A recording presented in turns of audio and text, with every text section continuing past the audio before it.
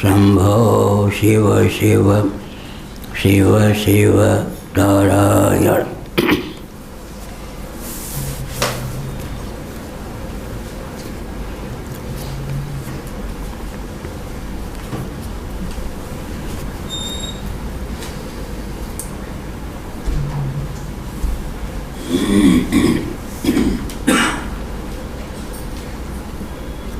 एवं विधान्यस्य हरे स्वमायया।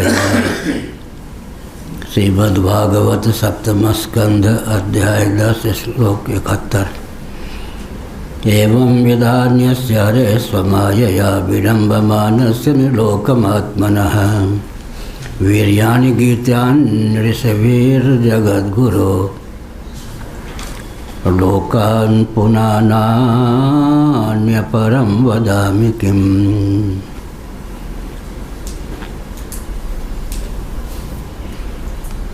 जगद्गुरो लोकान् पुनानान्यपरं वदामि किम्।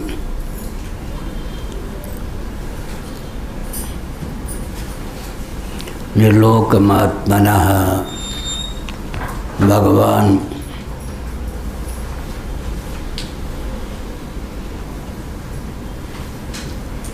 प्राणियों के आत्मस्वरूप हैं। जगत के अभिन्न निमित्तोपादान कारण भगवान ही प्रत्यगात्मा होकर उल्लसित हैं। आत्म तत्व पर प्रेमास्पद है, परम प्रीति का विषय है। न वा अरे सर्वस्य कामाय सर्वं प्रियं भवति आत्मनस्तु कामाय सर्वं प्रियं भवति। अन्यों में प्रीति आत्मा के लिए होती है, आत्मा में प्रीति किसी अन्य के लिए नहीं होती। भगवान प्रत्यगात्मा स्वरूप हैं, अंतरात्मा हैं, अंतर्यामी सर्वेश्वर हैं। अहमात्मा गुडाकेशः सर्वभूताशय स्थितः ज्योतिषामपि तज्ज्योतिस्तमसः परमुच्यते ज्ञानं ज्ञेयं ज्ञानगम्यं हृदि सर्वस्य विष्ठितम्। ईश्वर सर्वभूतानां हृदयेषु तिष्ठति। इन गीतोक्तियों के अनुसार यह तथ्य सिद्ध है। स्वमायया विडम्बमानस्य, भगवान अपनी माया से मनुष्यों के सदृश लीला करते हैं, मनुष्यों की सी लीलाएं किया करते हैं।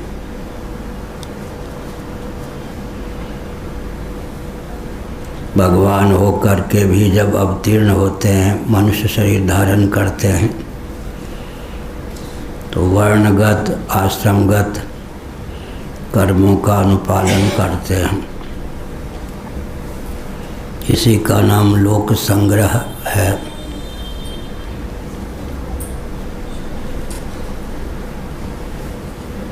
ऋषि मुनि उनकी विविध लीलाओं का आह्लाद पूर्वक गान करते हैं। युधिष्ठिर जी को देवर्षि नारद ने कहा कि बताओ अब क्या सुनाऊं, तुम क्या सुनना चाहते हो। अध्याय पूर्ण हुआ। नारायण। अथैकादशोऽध्यायः। श्रीमद्भागवत सप्तम स्कंध का 11वां अध्याय प्रारंभ होता है।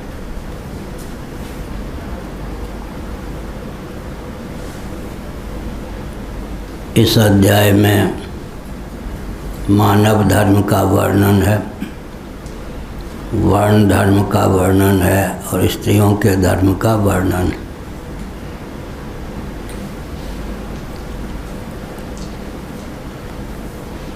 श्री शुक उवाच, भगवान शुकदेव ने कहा,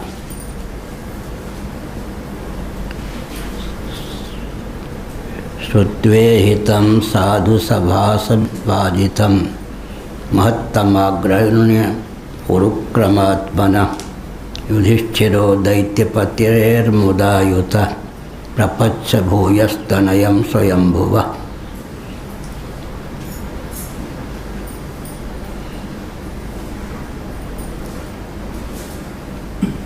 साधु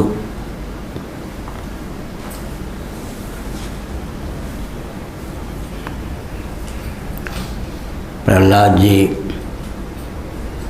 साधु समाज में सम्मानित थे।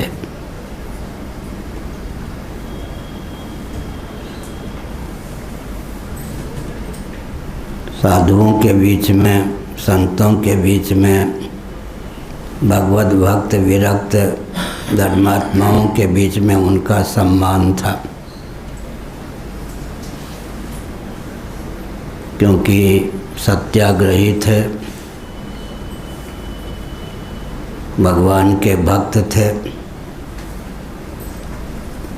यथासंभव संबंध का निर्वाह करते हुए सिद्धांत का त्याग नहीं करते थे।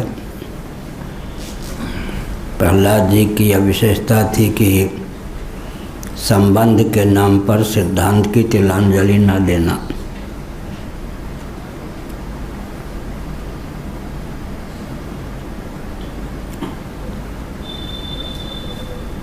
प्रहलाद जी के चरित्र का श्रवण किया संत शिरोमणि सज्जनों में श्रेष्ठ युधिष्ठिर जी, उन्हें अद्भुत आह्लाद प्राप्त हुआ। उसके बाद युधिष्ठिर जी ने देवर्षि नारद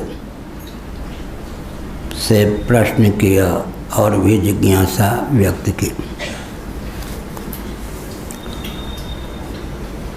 देवर्षि नारद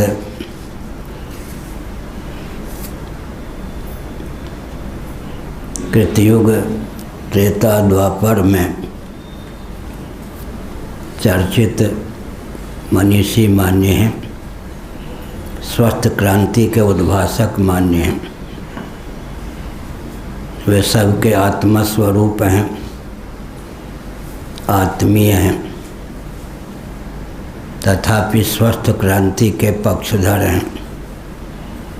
शासन तंत्र पर और व्यासपीठ पर कोई अराजक तत्व प्रतिष्ठित न हो जाए, इसका सदैव ध्यान रखते हैं। दोनों के शोधन का मार्ग प्रशस्त करते हैं और दोनों में सामंजस्य भी बैठा देते हैं। यही स्वस्थ क्रांति का मूल स्वरूप भी है। शासन तंत्र दिशाहीन न हो, व्यासपीठ धर्मपीठ के पुरोधा दिशाहीन न हो, दोनों में सैद्धांतिक सामंजस्य हो तो धर्म राज्य और राम राज्य की प्रतिष्ठा होती है।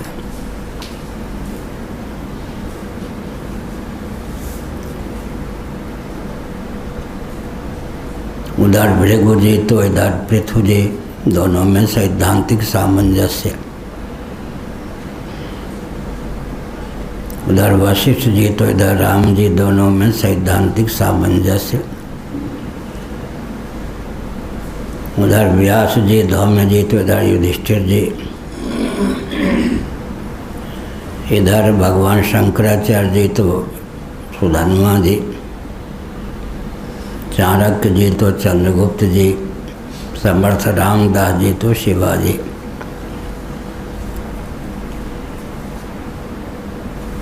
संत महात्मा ब्राह्मण स्वस्थ मार्गदर्शन देते थे, शासक उस मार्गदर्शन का अनुपालन करते थे, तब धर्म राज्य और राम राज्य की प्रतिष्ठा होती थी। स्वतंत्र भारत में विदेशियों की, विधर्मियों की कूटनीति क्रियान्वित हुई।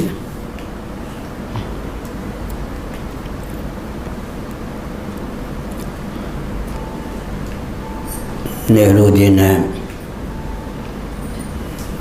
भारत साधु समाज की स्थापना की ताकि वेदादि शास्त्र सम्मत मर्यादा के अनुपालक व्यासपीठ के पुरोधा धर्माचार्य दिशाहीन हो जाएं, शासन तंत्र के अनुगामी बन जाएं।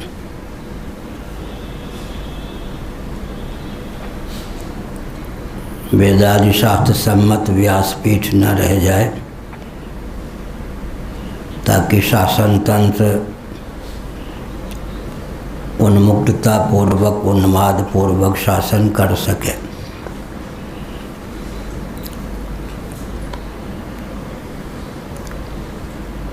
वेदादि शास्त्रों के प्रति विद्वेष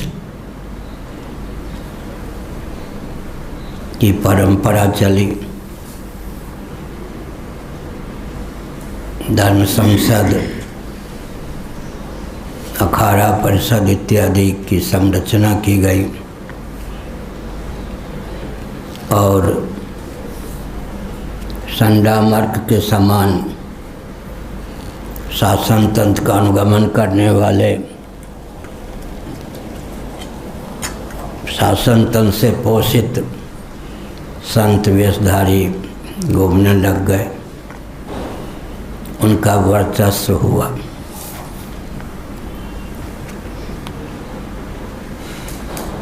लेकिन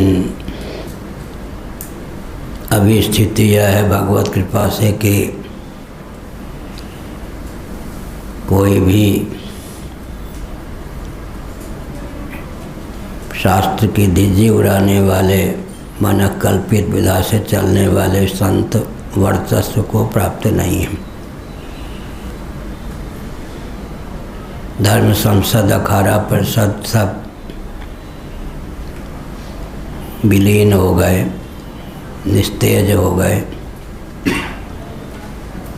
कुंभ के अवसर पर शाही स्नान में ही नागा सैनिक परिलक्षित होते हैं, लेकिन एक कमी भी आई। भगवान शंकराचार्य के समय तक कुछ आगे भी विद्यारण्य स्वामी जी इत्यादि के समय तक समर्थ रामदास जी के समय तक क्षत्रिय सनातन सिद्धांत के अनुपालक थे, अराजक तत्वों के दमन के लिए सदैव कटिबद्ध रहते थे। सेना के रूप में क्षत्रिय कार्य करते थे, वह सुयोग अब नहीं है।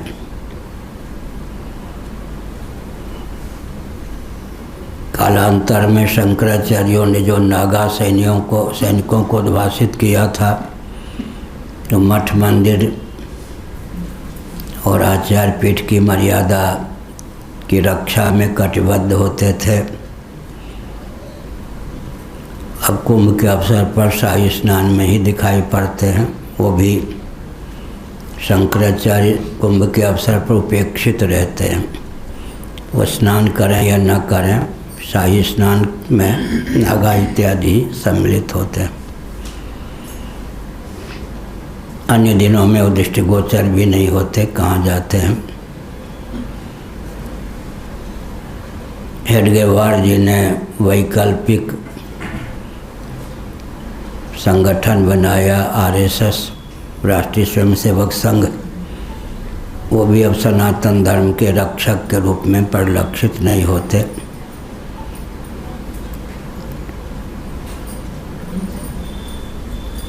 उधर गुरु गोविंद सिंह जी ने सिखों को उद्भाषित किया, वो खालिस्तान के पक्षधर हो गए, कुछ इधर भटक गए, कुछ उधर भटक गए, कुछ की धारा किसी और विपरीत दिशा की ओर चल गई। इस समय परंपरा प्राप्त आचार्य सैन्य विहीन है, सेना उनके पास नहीं है, न क्षत्रिय सैनिक उन्हें प्राप्त हैं, न सिखों वाली सेना उनको प्राप्त है, सिख भी उनके सैनिक के रूप में काम करने वाले नहीं रह गए। आरएसएस का संगठन भी कुछ और ही दिशा की ओर चला गया।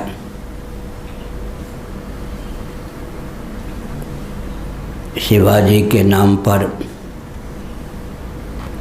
जो भी काम होता था, अभी महाराष्ट्र में समर्थ रामदास जी के अनुयायी वारकरी संप्रदाय आदि में विलीन हो गए, क्योंकि शिवाजी समर्थ रामदास जी वर्णाश्रम धर्म के पक्षधर थे। पंथ ने उनको भी निगल लिया। नभो मार्ग में सद्भावपूर्ण संवाद के माध्यम से सैद्धांतिक निष्पत्ति का बल होना चाहिए। भूमार्ग में सेवा का प्रकल्प होना चाहिए। भूगर्भ मार्ग में सेना का प्रकल्प होना चाहिए। 3 सकार, संवाद, सेवा और सेना, तब क्रिश्चियन, कम्युनिस्ट, मुस्लिम तंत्र इत्यादि नियंत्रित रह सकते हैं, मानवता के लिए वरदान स्वरूप सिद्ध हो सकते हैं, अन्यथा नहीं। संवाद का मार्ग भी विलुप्त है प्रायः। सेवा का प्रकल्प भी प्रायः विलुप्त है। सेवा के नाम पर चप्पे चप्पे पर क्रिश्चियन तंत्र छा गया।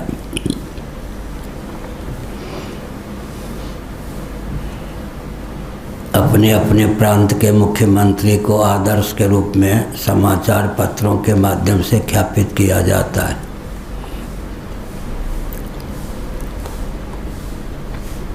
यहाँ के मुख्यमंत्री जी भी आदर्श मुख्यमंत्री के रूप में प्रचार तंत्र के माध्यम से ख्यापित किए जाते हैं, लोकप्रिय मुख्यमंत्री गिने जाते हैं। लेकिन प्रामाणिक रीति से विचार करने पर उड़ीसा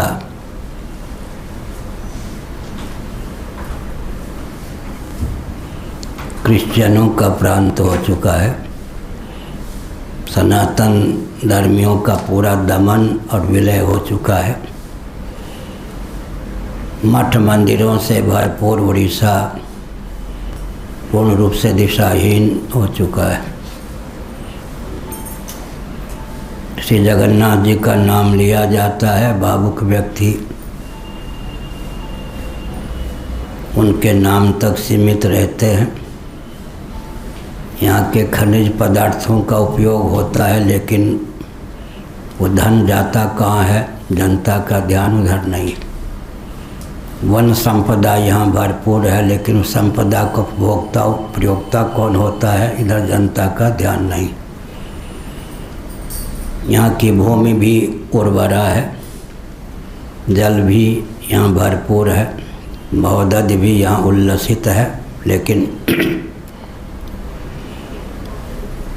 इन संपत्तियों का उपयोग विनियोग कहाँ होता है कुछ पता नहीं आम जनता को।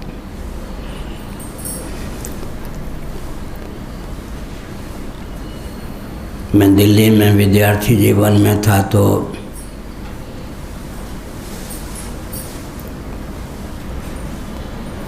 एक व्यक्ति ने वक्तव्य प्रसारित किया था, हिंदुओं को गुमराह करने के लिए 2 प्रकार ही पर्याप्त हैं, एक परमात्मा और एक प्रारब्ध।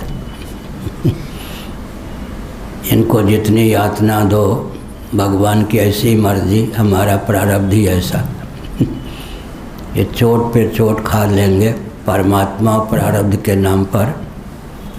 इनके साथ कुछ भी अन्याय करो ये सह लेंगे। 2 प्रकार इनके पास हैं, ऊपर परमात्मा, नीचे प्रारब्ध है।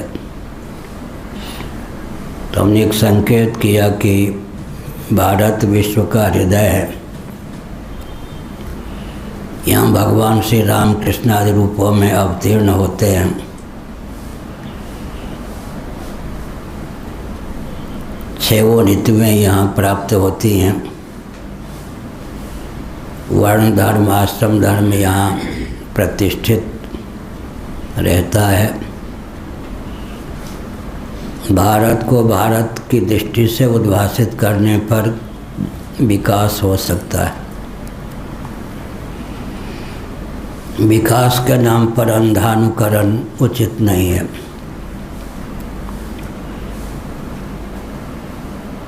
इन 4 दिनों से मैं लगातार कहता हूँ कि पहले आप विकास को स्वस्थ रीति से परिभाषित तो कीजिए, तब क्रियान्वित करने का प्रयास कीजिए। श्रेयो ही ज्ञानम अभ्यासात, गीता में भगवान का वचन है। लोकोक्ति है नीम हकीम खतरे जान। श्रेयो ही ज्ञानम अभ्यासात, ज्ञानात् ध्यानम विशिष्यते 12वां अध्याय। श्रेयो ही ज्ञानम अभ्यासात, अधकचरे ज्ञान को क्रियान्वित करने की अपेक्षा पूर्ण रूप से स्वस्थ ज्ञान तो प्राप्त कीजिए। ज्ञान के नाम पर कोई बवाल मत पालिए, तब अभ्यास कीजिए।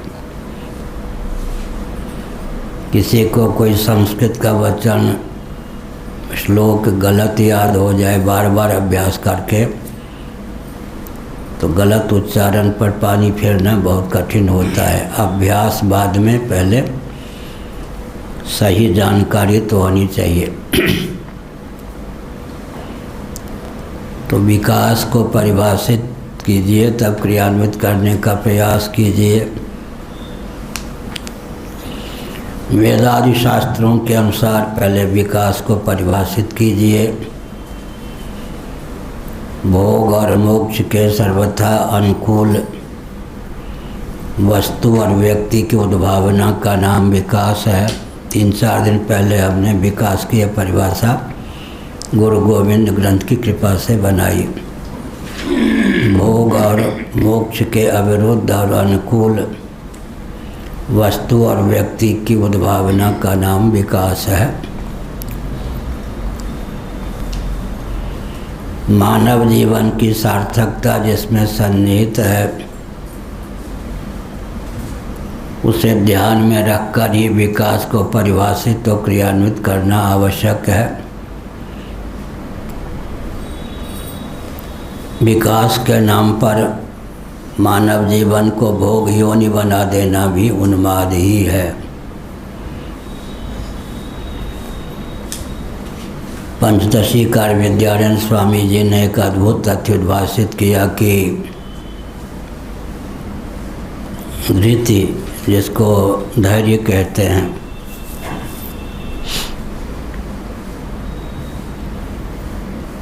उसकी पराकाष्ठा हो तब व्यक्ति कैवल्य पथ पर चले। अति दुर्लभ कैवल्य परम पद।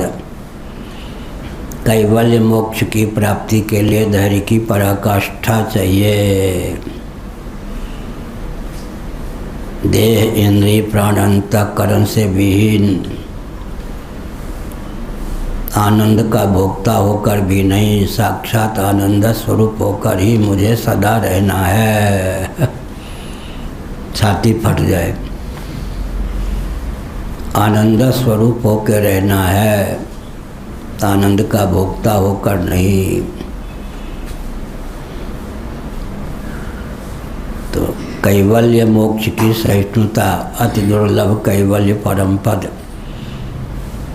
मैं सच्चिदानंद स्वरूप हूँ, इस प्रकार की अनुभूति भी नहीं, केवल सच्चिदानंद मात्र होकर शेष रहना है। इस प्रकार की सहिष्णुता, इस प्रकार का धैर्य जिसके जीवन में हो, वो कैवल्य मोक्ष प्राप्त कर सकता है। उससे न्यून कम धैर्य हो तो वैकुंठ साकेत आदि प्राप्त करने की भावना का उदय होता है। उससे भी कम धैर्य हो तो देहत्याग के बाद स्वर्ग प्राप्त करने की भावना का उदय होता है। उससे भी कम धैर्य हो तो जीवन काल में संयम का पालन करें ताकि अंतिम सांस तक निरोग स्वस्थ रह सकें, बिना उठाए उठ सकें, बिना बैठाए बैठ सकें। धैर्य चाहिए, वो धैर्य संयम के बिना संभव नहीं। लेकिन इतना विकास नहीं चाहिए कि विकास के नाम पर मानव जीवन भोग योनि बन जाए। यह शरीर जो है, हमारा जीवन जो है, कर्मायतन, भोगायतन, ज्ञानायतन तीनों ही है। कर्मायतन, भोगायतन, ज्ञानायतन तीनों ही है। इसे भोगायतन बना के रख देना, इसकी सार्थकता नहीं है। वो तो भोग योनि की विशेषता है। कर्मायतन, भोगायतन, ज्ञानायतन तीनों ही। नए कर्म करने में भी हम अधिकृत हैं,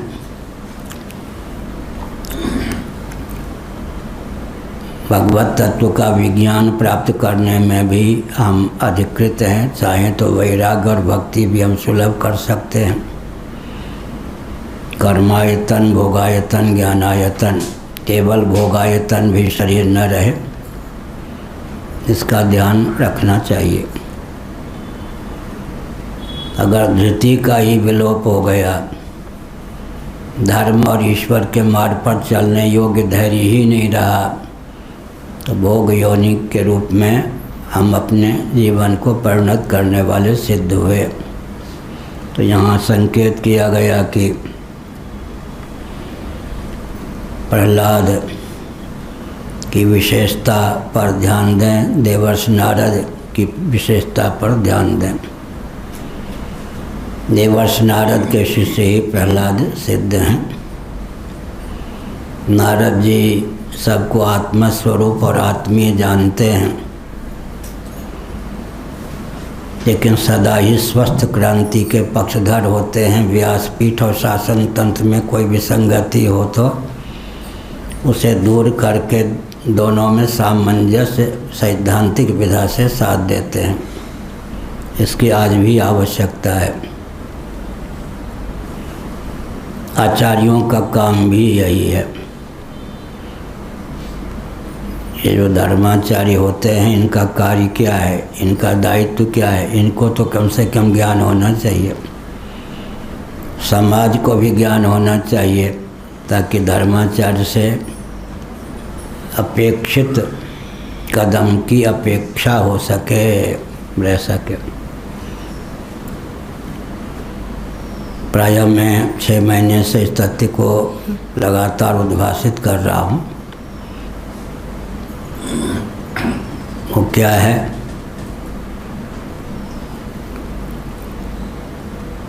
सूत्र शैली में प्राप्त जो ज्ञान विज्ञान, उसको विशद करना, व्यास शैली में ख्यापित करना, ये आचार्यों का काम है, ब्राह्मणों का कर्तव्य है।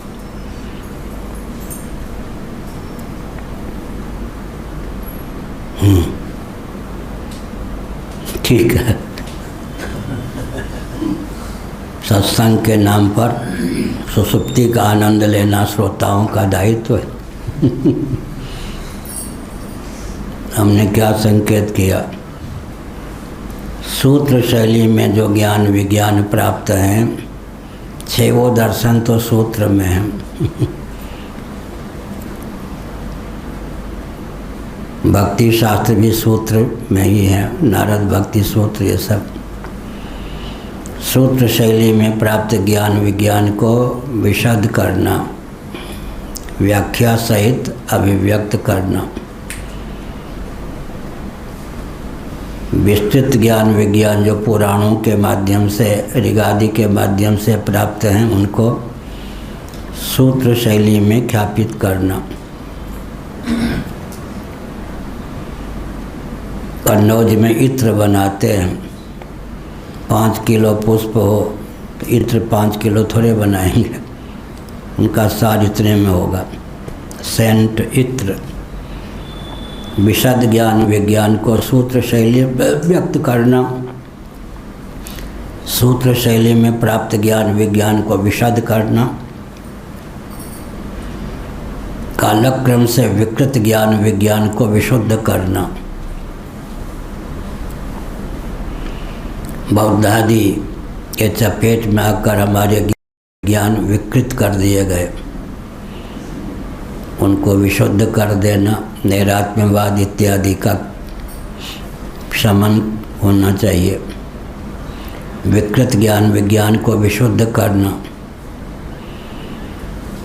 विलुप्त ज्ञान विज्ञान को तपोबल से ख्यापित करना, यह भी है।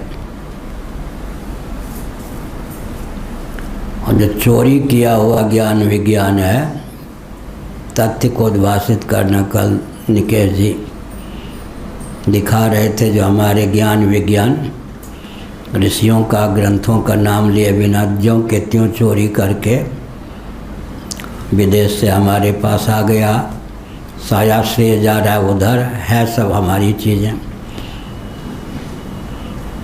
तो जो चोरी के द्वारा हमको ज्ञान विज्ञान की दृष्टि से शिष्य दास बनाया गया, तो कहना चाहिए कि ज्ञान विज्ञान तो पहले से हमारे यहाँ विद्यमान थे।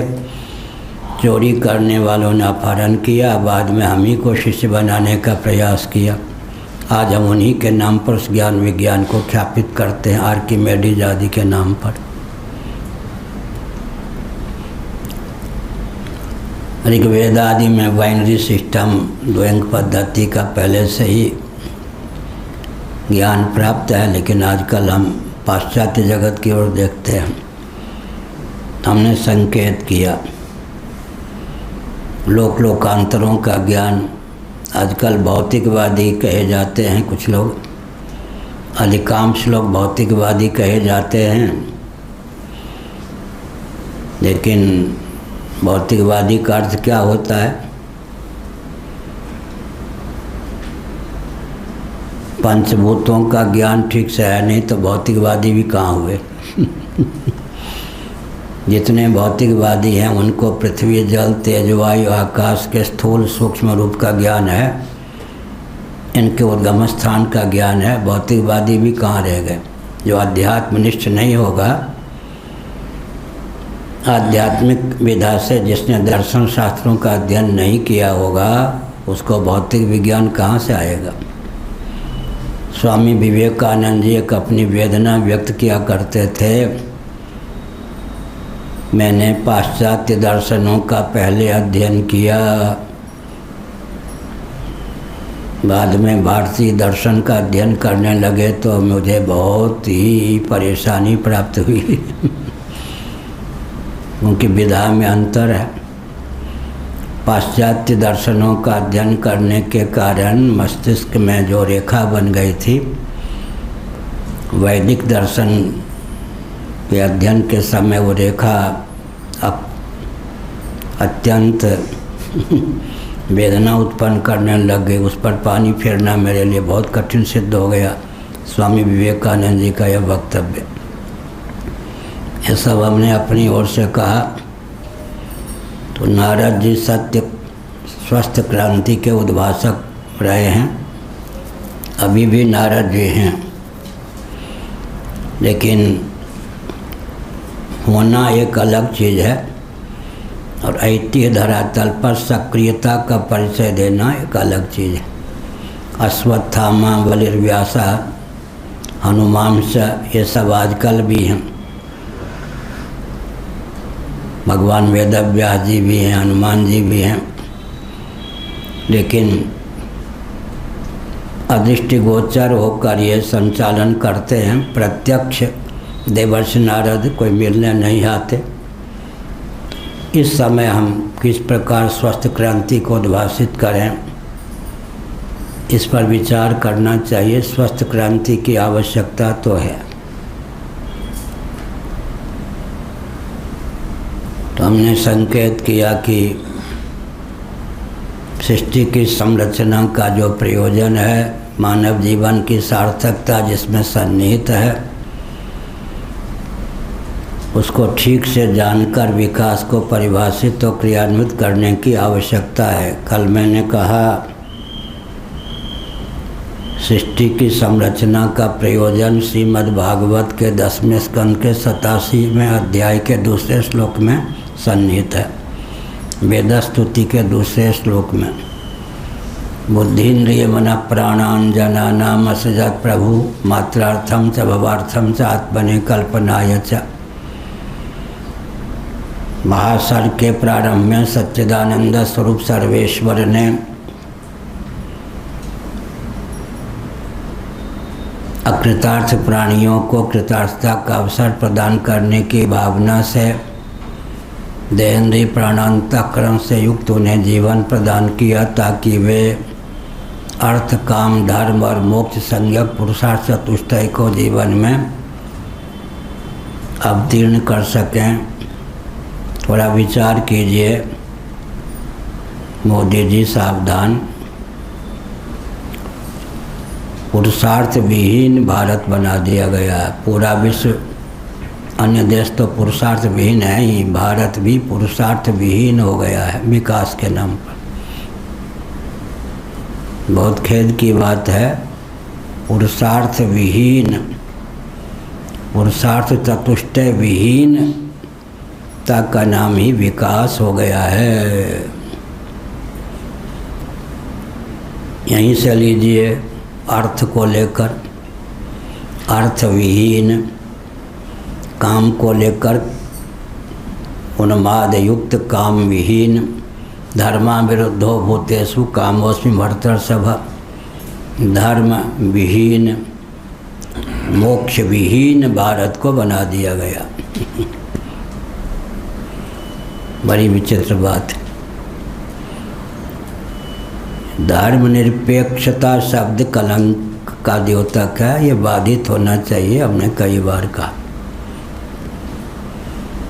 कोई वस्तु हमको कोई बता दे जो धर्मनिरपेक्ष हो। व्यक्ति की बात तो हम बाद में करेंगे। कोई ऐसी वस्तु बताइए जो धर्मनिरपेक्ष हो।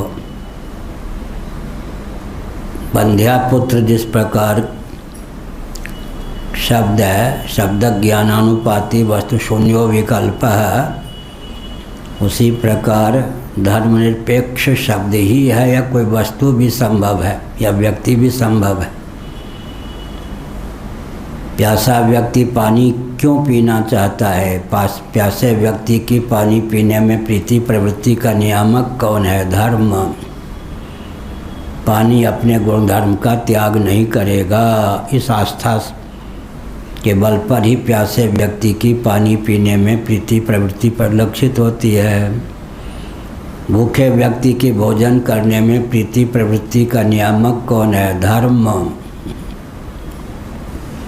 पृथ्वी अपने गुणधर्म का त्याग कर दे, जल अपने गुणधर्म का त्याग कर दे, अग्नि अपने गुणधर्म का त्याग कर दे, वायु अपने गुणधर्म का त्याग कर दे, आकाश अपने गुणधर्म का त्याग कर दे, कर्मेंद्रियाँ अपने गुणधर्म का त्याग कर दें, ज्ञानेंद्रियाँ अपने गुणधर्म का त्याग कर दें, अंतःकरण अपने गुणधर्म का त्याग कर दे, प्राण अपने गुणधर्म का त्याग कर दें, जीव अपने गुणधर्म का त्याग कर दे, ईश्वर अपने गुणधर्म का त्याग कर दें, क्या बचेगा? किसी भी वस्तु की, व्यक्ति की सत्ता और उपयोगिता जिस पर निर्भर है, उसी का नाम धर्म है। धर्म से चिर क्यों? बाल ठाकरे के समय से या बाल ठाकरे जी के समय से यह बवाल मचाया गया। हिंदू धर्म नहीं, हिंदू विचारधारा है। धर्म शब्द से ही चिर, हिंदू धर्म नहीं, हिंदू विचारधारा है। धर्म ने आपका क्या बिगाड़ा? धर्म शब्द से भी परहेज, उससे भी चिर है। धारणा धर्म, जो धारक हो, उद्धारक, उसका नाम धर्म है। किसी भी वस्तु की सत्ता उपयोगिता जिस पर निर्भर है, उसका नाम धर्म है।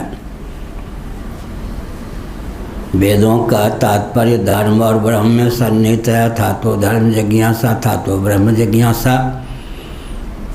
धर्म भव्य है, ब्रह्म भूत है, भूत माने सिद्ध, तो धर्म से ही परहेज कर दिया गया, जबकि धर्म निरपेक्ष कोई वस्तु होती ही नहीं। धर्म निरपेक्षता केवल शब्द है, कोई वस्तु धर्म निरपेक्ष हो संभव ही नहीं। इसलिए हमने कहा कि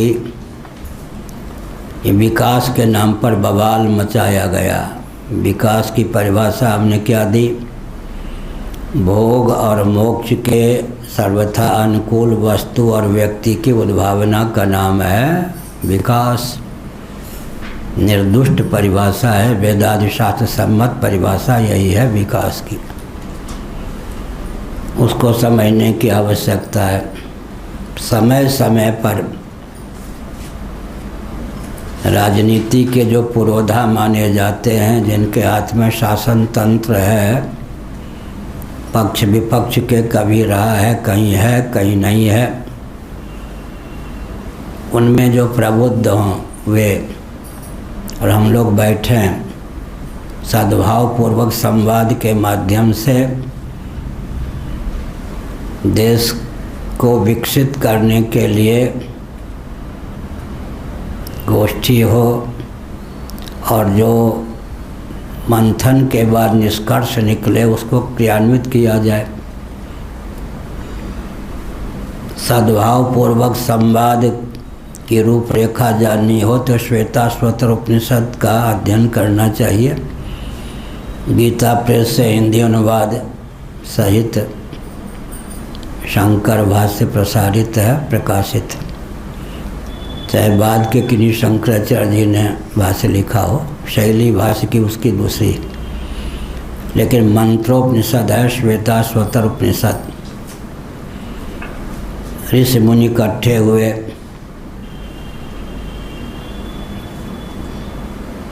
जगत का कारण कौन हो सकता है, कौन है, इस पर विचार हुआ। किसी ने कुछ बताया, किसी ने कुछ, किसी ने कुछ, किसी ने कुछ, किसी ने कुछ।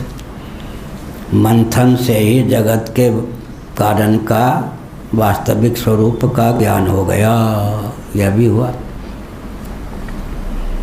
संवाद की शैली कैसी होनी चाहिए, अविदित तथ्य भी संवाद के माध्यम से विदित हो जाता है। आंशिक विदित पूर्ण रूप से विदित हो जाता है। इसकी शैली जाननी हो तो श्वेताश्वतर उपनिषद है। किसी ने किसी अंश को बताया, किसी ने किसी अंश को बताया, अंत में जगत के कारण का परिपूर्ण विज्ञान हो गया। तो हमने संकेत किया, इतना अपनी ओर से कहा। युधिष्ठिर जी ने कहा, हाँ, वर्ण धर्म और आश्रम धर्म को लेकर भी आजकल बवाल है। सन्मार्ग में एक महिला का लेख आजकल संपादकीय पृष्ठ पर खूब आता है। और जाति धर्म को खूब कोसती है कोई। कुएं में भांग पड़ी है, फिर जो पिएगा वो तो बगैर नशे में होगा ही। जातिवाद को, जाति धर्म को खूब कोसा जाता है आजकल विकास के नाम पर। जिनको कुछ भी पता नहीं है, जो भी पता सब विपरीत ही पता है, वही छाए रहते हैं आजकल। हम गंगा सागर जाते हैं, स्टीमर के द्वारा गंगा पार करते हैं, इधर से उधर, उधर से इधर। बकों की बिरादरी में कौवा आ जाए, उसकी दुर्दशा हो जाती है। कौवा भगने का प्रयास करता है, बगुले उसको टिकने नहीं देते। क्या ये क्या है जी? वहाँ हमने प्रशिक्षण दिया है, जगजीवन राम ने प्रशिक्षण दिया उनको। ये भी सोचना चाहिए। बगुलों के जामात में बिरादरी में कौवा आ जाए, उसकी क्या दशा होती है। कौवों के बिरादरी में कहीं बगुला घुस जाए तो अब इसको आप क्या करिएगा? वहाँ जगजीवन राम जी को खड़ा कर दीजिएगा या मोदी जी को? मृग के बीच में रहते हैं। तो जाति धर्मा कुल धर्मा च शाश्वता कहा गया गीता के पहले अध्याय में। जाति धर्म कुल धर्म शाश्वत हैं, कुल धर्मा सनातना है। आजकल इन्हीं को विकृत और विलुप्त करने का नाम विकास है। खोपड़ी में लग गई आग। बड़ी विचित्र बात। एक छोरी थी, ये ब्रज भाषा है, छोरी आगरा की ओर देख रही थी, उसके घाघरे में आग लग गई। कहे मैया मैया मैया आगरा में आग लग गई। मैया ने कहा छोरी तेरे घाघरे में आग लगी है, आगरा में आग नहीं लगी। क्या छोरी तेरे घाघरे में आग लगी है? आजकल तो घाघरा हुआ कुछ नहीं, सलवार कान चल पड़ा। छोरी तेरे घाघरे में आग लगी है, आगरा में आग नहीं लगी है। यही बात। तो हमने क्या संकेत किया? आओ वैसु भोजन भोगले, भूख लागल।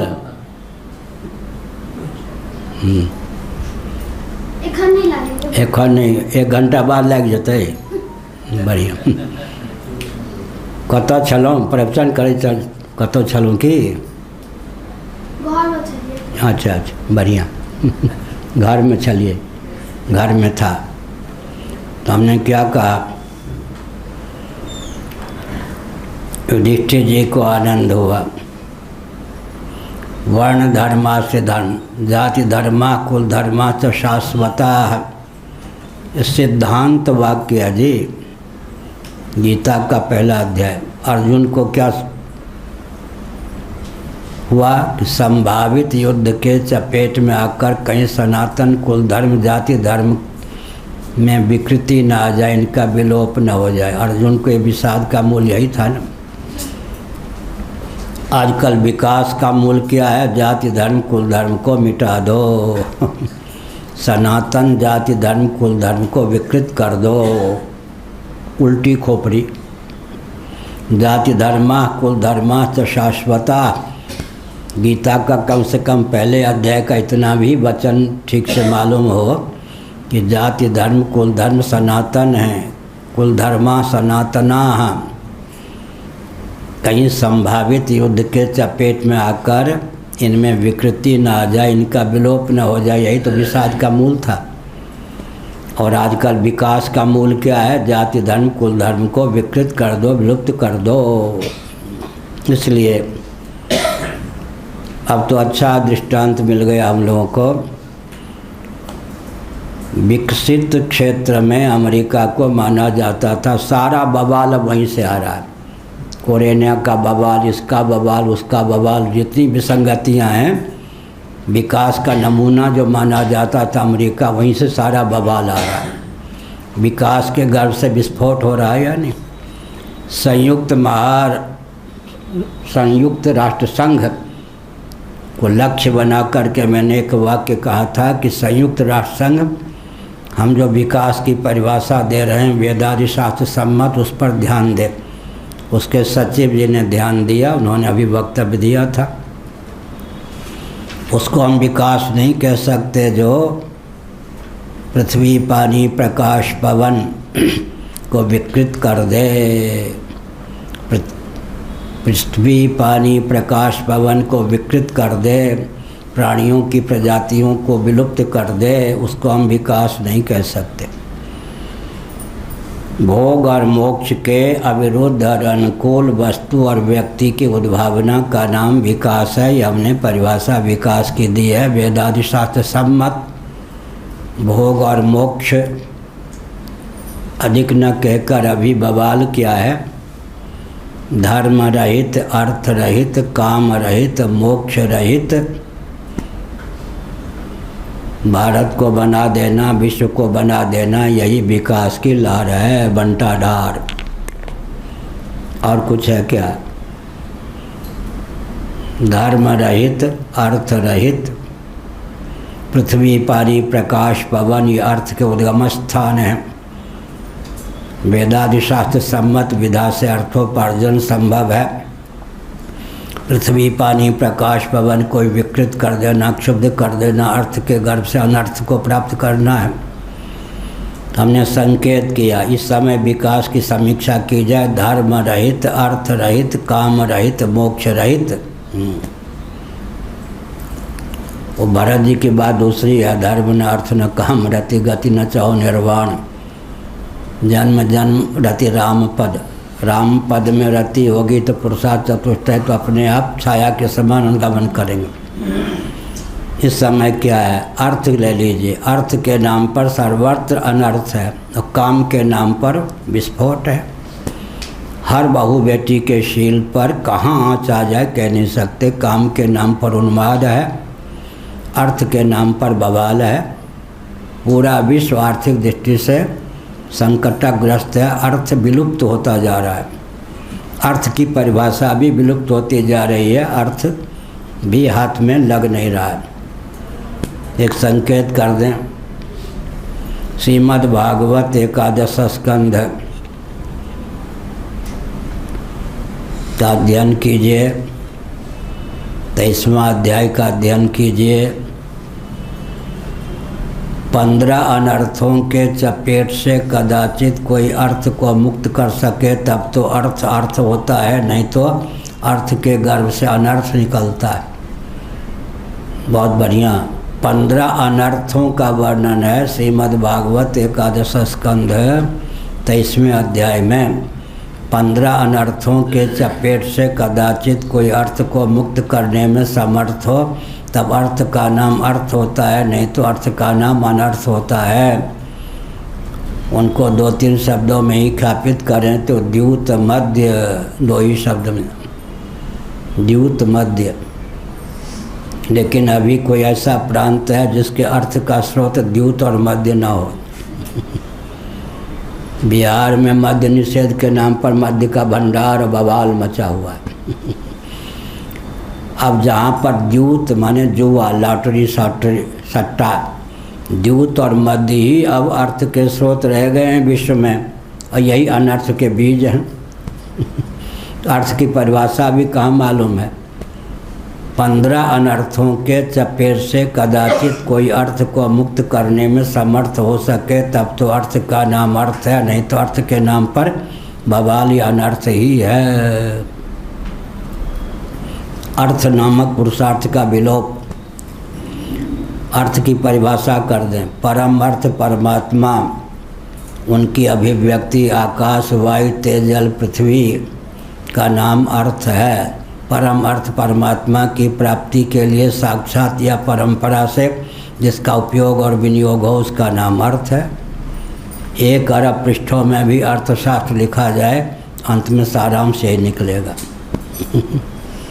काम के नाम पर गोत्र प्रवर जाति वर्ण वय आश्रम इन सब का ध्यान रखा जाता था। हर बहू बेटी का शील सुरक्षित रहता था। अब किसके शील पर कहाँ आघात आ जाए कह नहीं सकते। काम नामक पुरुषार्थ भी गया। धर्मा विरुद्धो भूतेषु कामोस्मि भर्तर्षभ। घर में जाके झाजी सामले हो जाते हैं, श्री कृष्ण के भक्त हो जाते हैं। घर में जाके झाजी सामले हो जाते हैं। घर और आश्रम का भेद तो है ही। तो हमने क्या कहा, काम नामक पुरुषार्थ भी लुप्त है और धर्म और मोक्ष का तो नाम ही क्या है। पूरे विश्व में धर्म और मोक्ष की तिलांजलि देकर अर्थ और काम की दास्ता पाली गई है, लेकिन पूरे विश्व में अर्थ के नाम पर अनर्थ और काम के नाम पर विस्फोट ही हाथ लगता है। अब तक के प्रवचन का सार क्या निकला? बहुत बढ़िया भगवान शंकराचार्य ने अपने भाष्यों में इस तथ्य को उद्भाषित किया। कल भी हमने प्रवचन को ही विराम दिया था कि कर्म और ज्ञान को विकसित करना हो तो वेदादि शास्त्र सम्मत विधा का अवलंबन लीजिए। भौतिक विधा से कोई कर्म और ज्ञान को विकसित नहीं कर सकता। देह के नाश से जीवात्मा का नाश नहीं होता, देह के भेद से जीवात्मा में भेद की प्राप्ति नहीं होती। इस सिद्धांत में जिसकी आस्था है वही वेदादि शास्त्र सम्मत कर्मकांड, उपासना कांड, ज्ञान कांड का अनुपालन कर सकता है। लंबा वाक्य हुआ। देह के भेद से जीवात्मा में भेद प्राप्त नहीं होता। देह के नाश से जीवात्मा का नाश नहीं होता। इस सिद्धांत में जिसकी आस्था है वही वेदादि शास्त्र सम्मत कर्मकांड, उपासना कांड, ज्ञान कांड का पथिक हो सकता है, वही वैदिक हो सकता है। उसी के जीवन में कर्म और ज्ञान को विकसित करने की क्षमता आ सकती है। वही इस निष्कर्ष पर पहुंच सकता है कि जो करना था कर चुका, पाना था पा चुका, जानना था जान चुका, मेरे लिए कुछ कर्तव्य, प्राप्तव्य, ज्ञातव्य शेष नहीं है। भौतिकवादियों को कितने शाप प्राप्त हैं? कम से कम 3 शाप। पहला शाप क्या है? ए भौतिकवादियों, चींटी के समान रेंगते रहो, अब वस्तु को बटोरते रहो। चिड़ियों के समान छाती पर हृदय पर हाथ रखोगे तो चीत्कार करके कहोगे हाय, जो करना था कर न सका, पाना था पा न सका। दिन रात विश्व में जितने विश्वविद्यालय हैं सबकी डिग्री, डिप्लोमा प्राप्त करने का प्रयास करते रहो। एकांत में जब विचार करोगे चीत्कार करते हुए कहोगे हाय, जो जानना था जान न सका। कर्तव्य का अंत, प्राप्तव्य का अंत, ज्ञातव्य का अंत भौतिक विधा से संभव नहीं। इसके विपरीत गीता का 3रा अध्याय लीजिए, 7वां अध्याय लीजिए, 15वां अध्याय लीजिए, 13वां अध्याय लीजिए।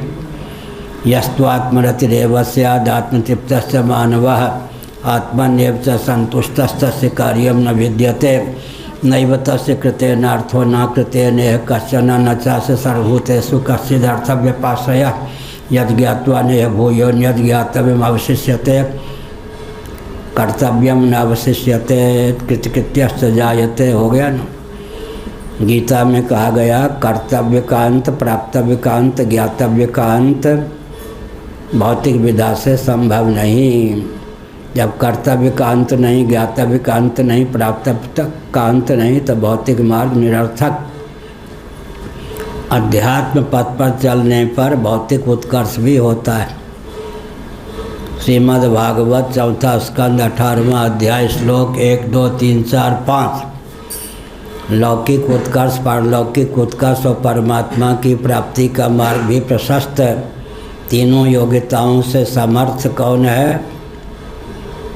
सनातन सिद्धांत। वैशेषिक दर्शन का दूसरा सूत्र यतो अभ्युदय निश्चय सिद्धि सधर्मः, जिससे लौकिक उत्कर्ष हो, पारलौकिक उत्कर्ष हो, परमात्मा की प्राप्ति का मार्ग भी प्रशस्त हो, जन्म और मृत्यु के अनादि अजस्र परंपरा का आत्यंतिक उच्छेद हो, इस तथ्य की अनुभूति हो कि मेरा कुछ कर्तव्य विशेष नहीं, प्राप्त विशेष नहीं, ज्ञाता विशेष नहीं, वही आध्यात्मिक मार्ग है। उसी से कल्याण हो सकता है। गीता नहीं, श्रीमद् भागवत 4, 18, 1, 2, 3, 4, 5 और गीता में 3रा अध्याय, 7वां अध्याय, 13वां अध्याय, 15वां अध्याय। यस्त्वात्मरतिरेव स्यादात्मतृप्तस्य मानवः आत्मन्येव च संतुष्टस्तस्य कार्यं न विद्यते नैव तस्य कृतेनार्थो न कृतेनेह कश्चन न चास्य सर्वभूतेषु कश्चिदर्थव्यपाश्रयः यद् ज्ञात्वा नेह भूयो यद् ज्ञातव्यम् अवशिष्यते कृतकृत्यश्च जायते। इस प्रकार वेदादि शास्त्रों का आलम्बन लेने पर कोई घाटा नहीं है, लाभ ही लाभ है। अंत में कोई ऐसा भी तो रॉकेट भी नहीं बना है, यान नहीं बना है जो ब्रह्मलोक तक पहुंचा दे। ब्रह्मलोक की दूरी का अंकन भी आज तक तो नहीं हो पाया भौतिक विधा से। भूर्भुवः स्वः, अभी तो स्वलोक का तक भी पूरा गमन नहीं है रॉकेट आदि। फिर उससे ऊपर महा, फिर जाना, फिर तपा, फिर सत्यम। सत्यलोक में ब्रह्मा जी रहते हैं। इसका मतलब क्या है?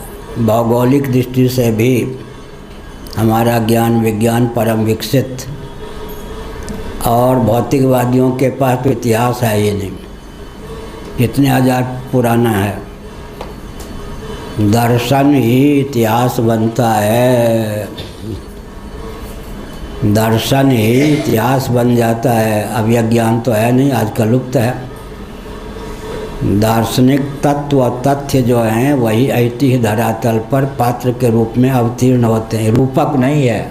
फिर से सुनिए, कोई हमारा निबंध है, किसी ग्रंथ में है या छपा है या कहीं कंप्यूटर में बंद है, दर्शन ही इतिहास बनता है। उदाहरण मैं दे रहा हूँ, पार्थिव प्रपंच के मूल में पृथ्वी, पृथ्वी के मूल में जल, जल के मूल में तेज, तेज के मूल में वायु, वायु के मूल में आकाश, आकाश के मूल में आत्मा, परमात्मा या अव्यक्त। ये दर्शन है। इतिहास देखिए, द्रौपदी पार्थिव प्रपंच की मूर्तिमती देवी का नाम है द्रौपदी, वो इतिहास है। अश्विनी कुमार कौन है? पृथ्वी और जल के अधिदैव। अर्जुन कौन है? तेज के अधिदैव। भीमसेन कौन है? वायु के अधिदैव ऐतिह्य धरातल पर। और धारणाथ धर्म, आकाश तत्व कौन है? युधिष्ठिर के रूप में। और श्री कृष्णचंद्र कौन है? अव्यक्त और परमात्मा के अवतार हैं। क्या हो गया? पार्थिव वस्तु के अवतार के रूप में द्रौपदी है। पृथ्वी और जल के अवतार, अश्विनी कुमार के अवतार है ना नकुल सहदेव। अश्विनी कुमार कौन है? पृथ्वी और जल के देवता। और अग्नि, इंद्र के अवतार हैं कौन? अर्जुन। इंद्र कौन है? विद्युत, अग्नि। अग्नि के अवतार, विद्युत के अवतार, तेज के अवतार अर्जुन हैं। वायुनंदन भीमसेन हैं ही वायु के अवतार। और आकाश और अव्यक्त के अवतार युधिष्ठिर जी हैं। श्री कृष्ण कौन है? साक्षात परमात्मा के अवतार। तो दर्शन ही इतिहास बन जाता है। दर्शन ही इतिहास बन जाता है। अब इस तथ्य का ज्ञान कैसे होगा? स्वर्गारोहण पर देखिए, विलय का क्रम है। स्वामी पूज्यपाद अखंडानंद सरस्वती जी महाराज के, अच्छा 6:15 बज गया, हमने कहा तो उन्होंने कहा अच्छा स्वर्गारोहण से भी दर्शन निकाल लिया। स्वर्गारोहण के समय सबसे पहले द्रौपदी गिरी। स्वर्गारोहण के समय सबसे पहले द्रौपदी गिरी, उसके बाद नकुल सहदेव गिरे, उसके बाद अर्जुन गिर पड़े, उसके बाद भीमसेन गिरे, उसके बाद सदैव स्वर्ग पहुंच गए। लेकिन स्वर्ग के जो मन गंगा है, स्वर्ग की गंगा, उसमें स्नान करके युधिष्ठिर जी ने अपने शरीर का त्याग कर दिया। द्रव्य सूक्ष्म विपाकात्मक दिव्य श्री विग्रह से उन्होंने स्वर्ग में निवास किया। और स्वर्गारोहण से भी यही स्थित होता। पहले द्रौपदी गिरी, उसके बाद नकुल सहदेव गिरे, उसके बाद अर्जुन गिरे, उसके बाद भीमसेन गिरे, उसके बाद युधिष्ठिर जी को भी मर्त्यलोक का शरीर त्यागना पड़ा। वहाँ के मन दिव्य जल में स्नान करके। इसका अर्थ क्या हुआ? ये लय क्रम है। पार्थिव प्रपंच का लय, फिर पृथ्वी का, फिर जल का, फिर अग्नि का, फिर वायु का, फिर आकाश का भी लय होता है। इसका अर्थ क्या हुआ? हमारे वेदादि शास्त्र सम्मत इतिहास को समझना भी कठिन है, इसीलिए बवंडर मचाया गया। प्राग ऐतिहासिक काल। लो जी, समझ में नहीं आए तो प्राग लगा दो। ऐतिह्य तथ्य के परे का काल, प्राग ऐतिहासिक। जो समझ में नहीं आया उसका नाम दे दिया प्राग ऐतिहासिक। श्री राम जय राम, जय जय राम। श्री राम जय राम। धर्म की अधर्म का प्राणियों में विश्व का गौमाता की गोहत्या भारत सर्वभूत हृदय धर्म सम्राट श्री स्वामी करपात्री जी महाराज की, श्री जगन्नाथ महाप्रभु की, श्री बलभद्र महाप्रभु की, भगवती सुभद्रा देवी की। हर हर श्रीमद् जगद्गुरु शंकराचार्य भगवान की जय।